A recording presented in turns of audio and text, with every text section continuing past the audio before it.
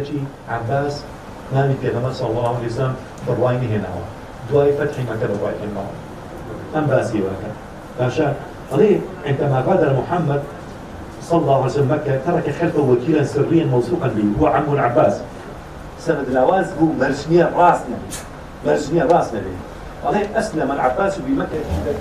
هو مسلمان يعني تقريبا مسلمان خۆشەویستمان عليه الصلاة والسلام بەتایبەتی وەکو کارین ئارمسترۆنگ کتێبەکەم باس کرد کەوتم کتێبێکی داناوە ئەڵێ محەممەد پێغەمبەرە بۆ کێ بۆ ئەم زەمانە هیچ سەردەمێ بە ئەندازەی ئەم سەردەمە ڕۆحەکان تینووی ئاوی بەرنامەی پێغەمبەر نین عليه الصلاة والسلام عقلەکان ئاتاجی معریفەت و عقلی پێغەمبەر نین عليه الصلاة والسلام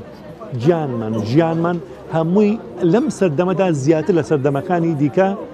پێویستمانە بە بەرنامەی پێغەمبەر عليه الصلاة والسلام بۆیە کارین ئارمسترۆنگ ئەڵێ یاسایەکی محەممەد هەیە طبعا ئەو یاسا بەسی ئەویش نییە یاسای پێغەمبەرانە ئەفەرمێ ئەڵێ چی ئەوە یاسایەکی زێڕینە یاسایەکی القاعدة الذهبية القاعدة الذهبية ئەڵێ تەنها ئەو یاسا جێبەجێ بکە بزان هەموو جیهان ئاسوودە نابێ باشە تۆ ئەگەر یەک یاسای پێغەمبەر عليه الصلاة والسلام باشە جێبەجێ بکەی بچەسبێنی ئاسوودەی بڵاو بێتەوە بە جیهاندا ئەگەر هەموو بەرنامەکەی هەموو پەیامەکانی ئەویش چییە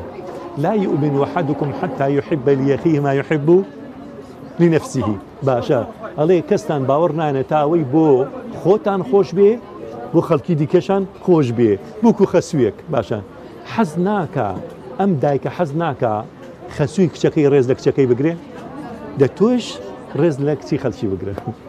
حەز ناکەی کوڕەکە ماڵە خەزورانی نەیبەن بۆ خۆ دە تۆش کوڕی خەڵک مەبوو بۆ خۆ وازەحە حەز ناکەی دراوسەکە لەگەڵ تا باش بێ دە لەگەڵیان باشوو حەز ناکەی ئەو عالەمە هەر هەمووی لەبەر تەڵسێ و یانی ڕێز لێ بگرن دە تۆش ڕێز لە خەڵکی بگرێت حەز ناکەی خەڵق قسە پێ نەڵێن دە تۆش قسە بە خەڵک بنەن حەز ناکەی وڵاتێک نێ داگیرەکە دە تۆش وڵاتی خەڵک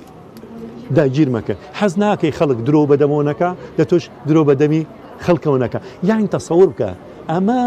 تەنها کڵاو ڕۆژنەیە بوو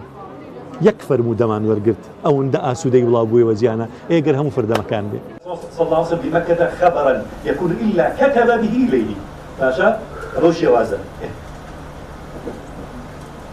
هل يشد باسا كان السد يوليد في غمر عليه الصلاة والسلام على كل بس شكر الله لكم وصلى الله وسلم وبارك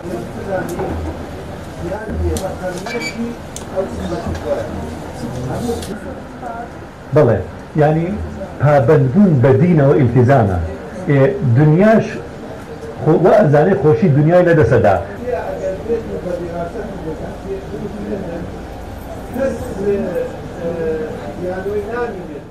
بەڕاستی پێشکەشکردن و ئامادەکردنی ئەم جۆرە سیمیناراتانە لەلایەن کەسانی شارەزا و کەسانی ئاینی شارەزا بە تایبەتی بەڕاستی جی شانازیە زۆر هەموو ئەو خەڵکانی کە لەرێ ئامادە بوون زۆر بەڕاستی یعنی سوودێکی گەورەمان لێبینی بەڕاستی ئەو ڕیسالەتە جوانەی هەیە کە جوان بیگەێنی بە هەموو جیلەکان و نەوەکانی ئێستا و داهات و هەموو کاتێک و هەروەها پەیامێکی زۆر جوانی گەیاند بۆ ئەو هەندێک کەس هەیە لەوانەیە شارەزایی نەبێ لەسەر ئەو زانە بەڕێزانە وەکو ڤۆڵتیر، جۆرج سیل، ئەو هەموو سمیت، ئەو هەموو زانە جوانانەی باس کرد بەڕاستی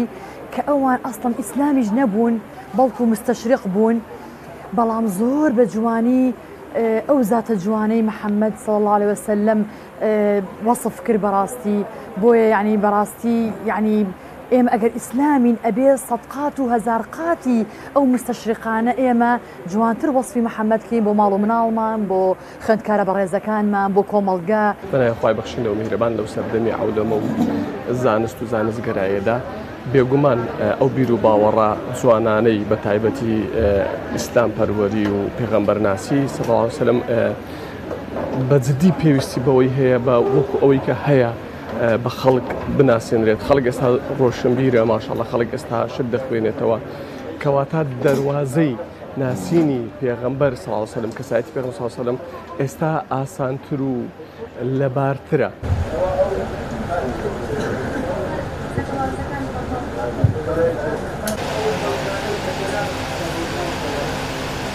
يعني